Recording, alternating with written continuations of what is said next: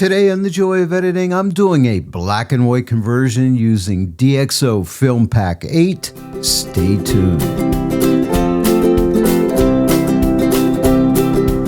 Hello everyone and welcome to The Joy of Editing with Dave Kelly. Today it's a black and white conversion of this lighthouse image using DxO FilmPack 8. I really love this program. We're going to have a lot of fun today. Now, what is DxO FilmPack 8? It's all about giving your digital images the look and character of classic analog film. It includes a wide range of authentic film emulations along with tools for adjusting tone, contrast, grain, and more, so you can really fine-tune the final look. And today it's a black and white conversion, but you can also work with color also, and I'll show that to you in a future video. If you'd like to purchase DxO FilmPack 8 or get a free trial or purchase any software from DxO, links are in the description below this video. Use my discount code Dave Kelly to save 15% off new purchases. When you use my code, I make a small commission, which helps support my channel, and I really appreciate it. You can use DxO FilmPack 8 as a standalone app,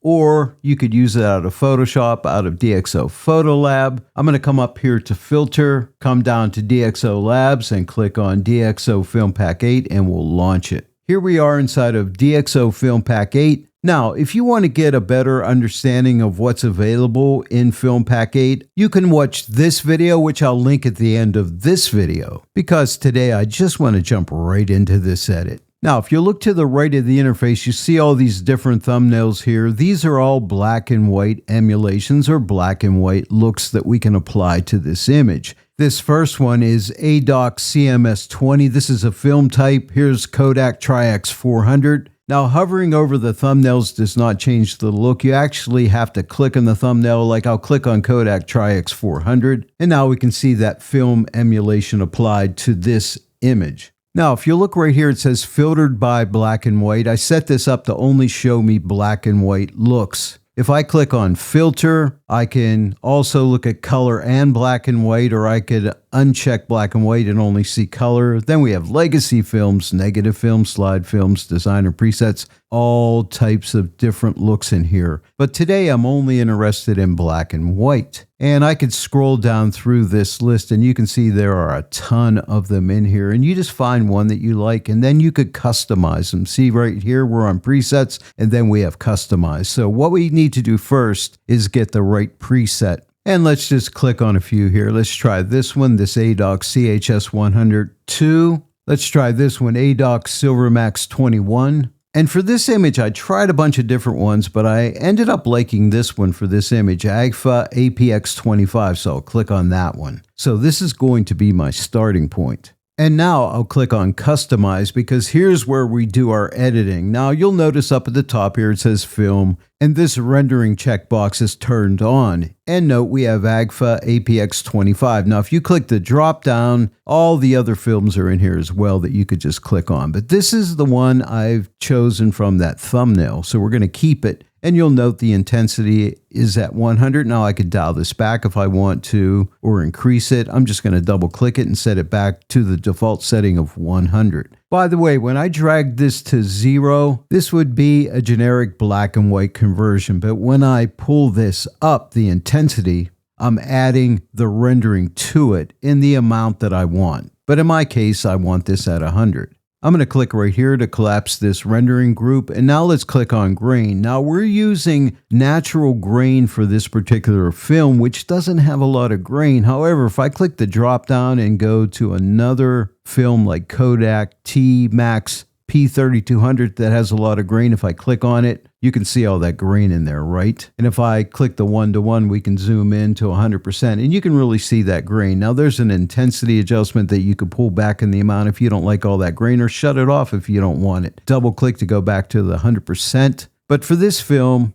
I'm going to go back and click on AGFA APX 25, but you can mix and match renderings with different grains for different films. It's totally up to you. I'm going to click this zoom button to fit back to screen. I'll click right here to close the grain group. And also, if you like to split tone your black and white images, you could split tone highlights and shadows. And if I click right here for highlights, you can see we have these preset colors, or you could fully customize the color you want for your highlights and your shadows. I'm not split toning this image, so I'm just going to click right here and close this group. And now if I click on film, we'll collapse the entire film group, which has rendering, grain, and split toning in it. And now let's move on to development. So I'll click this group. But I hope you're seeing right now that DxO FilmPack 8 is a very capable black and white and color editor. It may not have all the bells and whistles of Photoshop or Photolab, but it's pretty capable. I'll start here with light. So we have exposure, highlights, midtones, shadows, and blacks. I'm going to start out by taking my highlights and pulling them back a little bit. I'll drag this slider to the left, over to like right there, just to tame the highlights down a little bit. And I think I want to open up my midtones just a bit, maybe to right about here should be good.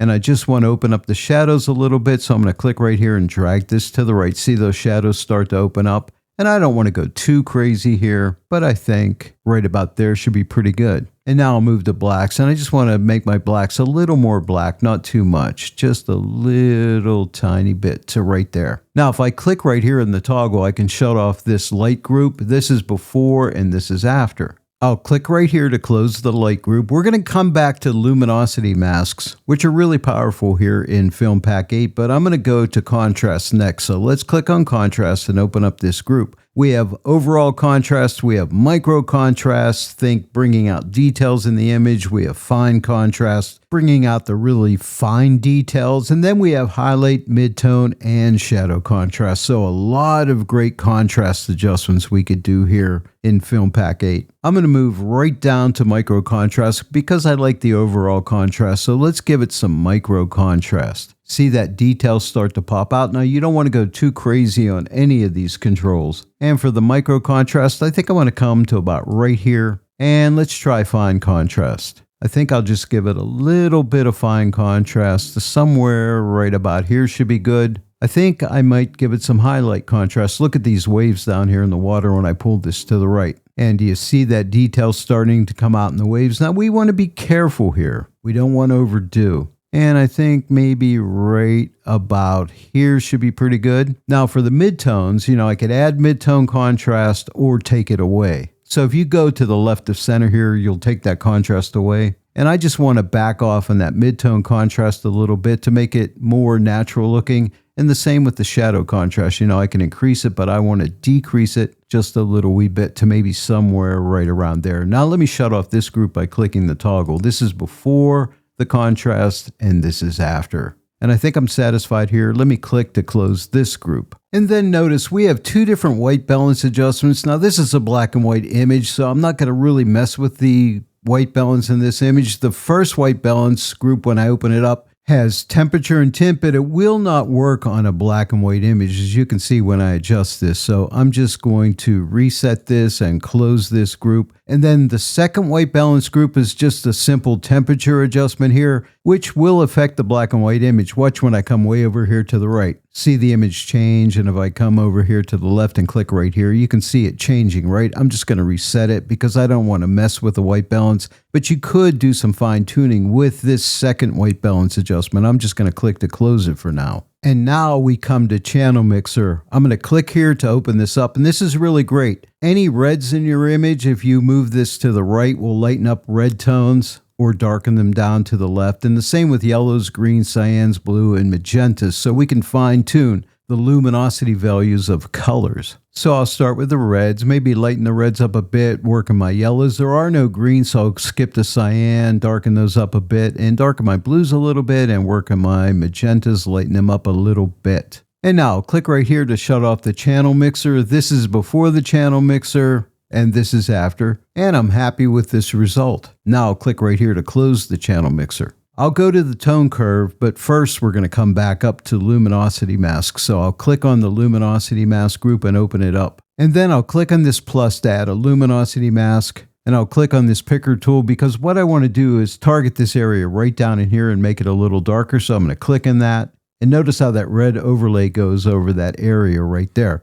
Now you could fine tune it by adjusting these handles here. In other words, widen it out or narrow it in on both the highlight side and the shadow side. You can move this around and change it, but I think we're good, but it's picking all of this other area up out here, which we don't want. So if you come down to the bottom left of the interface and click on this eraser right here, and now you have brush settings. So I'm going to change my brush size. See my brush right there? You can change its size. You can change the feathering on it right here and the opacity. I want 100% opacity. And what I want to do is just paint off the red overlay everywhere except that bottom left-hand corner, just like that. And now I don't want to see that overlay. See where it says show mask? I'll click right here and uncheck it. And now I'll come over to the right-hand side and we can adjust contrast and micro contrast. But what I want to do here is take the black adjustment. If I take it to the right, I'll lighten up that area, you see, but I want to take it to the left. And what I want to do is just darken up that area just to draw the viewer's eye away from that and take you more up into this part of the image. And right like that should be good. And now I'm going to scroll up here and you see luminosity mask. Let me shut this off by clicking the toggle. This is before, and now I'll turn it back on, and this is after. See how it just darkens that down? And now I'll click apply to apply that effect. Now, if I wanted to do more work with luminosity masks, I can click the plus and maybe target another area and make some more adjustments. But for now, I'm done with the luminosity masks, so I'll click right here to collapse that group. We're almost done. I'm going to come down here and click on tone curve. I just want to add a little bit of an S curve to increase the contrast slightly. So I'm going to click right here in the shadows and pull this down just a tiny wee bit. And I'll click here in the highlights and lift that up a little bit. We have a little S curve. And I'll lift the darkest shadows up just a little bit also to right there. Now let me shut off the tone curve. Here's before, here's after, just a little extra contrast. And now I'll click right here to close the tone curve. I'm done with development, so I'll click right here and collapse that group. And I'm not using graphical effects, but if I click right here, you can see we can add frames, textures, light leaks. I'm going to click here to close it. I'll save that for another video. There's some really cool stuff there. Let's click on lens effects. We could simulate different color lens filters that you would put on your lens when you're taking the image. We could work with vignetting and also blurs. I just want to add a little vignette here. So I'm going to turn on creative vignetting and I'll take the intensity to the left. And I just want to add a little bit of a vignette. I'll shut this off. This is before the vignette and this is after, just a minor little vignette. Now, if you take the vignette to the right, you can make a light vignette around the edges. Now you can adjust the midpoint, the transition of the vignette and how round or rectangular shape it is.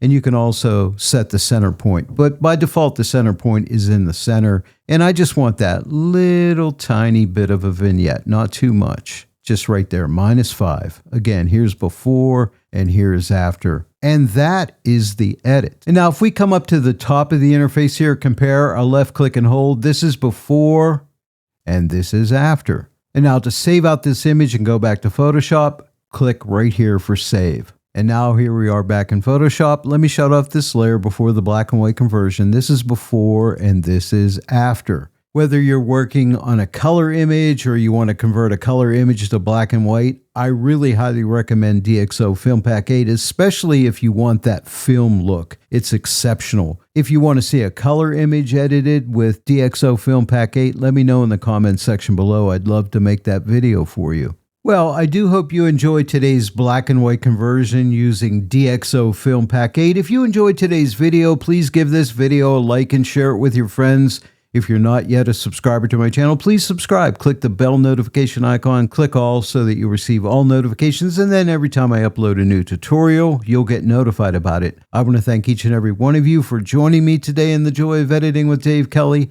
And I will see you all right here next time. But until then, happy editing.